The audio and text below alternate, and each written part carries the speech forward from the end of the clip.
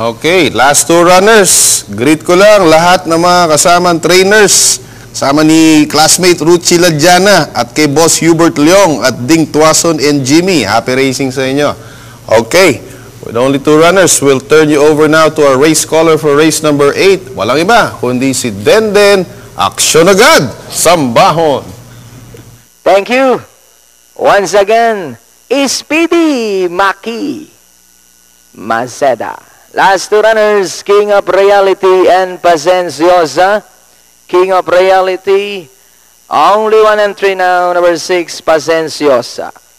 Last call to place your bets.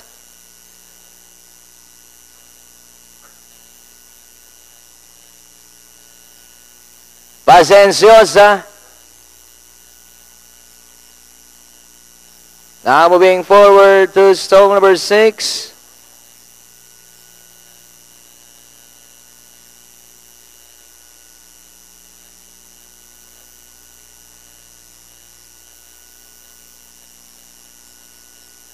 Horses in.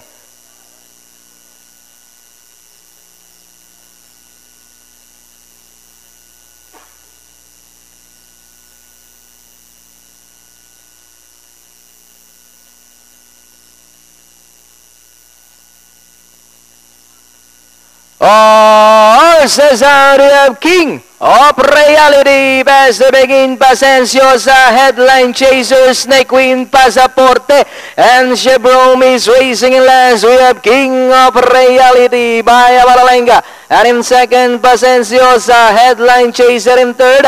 Alang back in fourth, Snake Queen, Chevron, and Pasaporte still racing in last. King of Reality moving up areas, and now is Pasenciosa to take the lead. Pasenciosa takes the lead by Abralang. King of Reality that's back in second.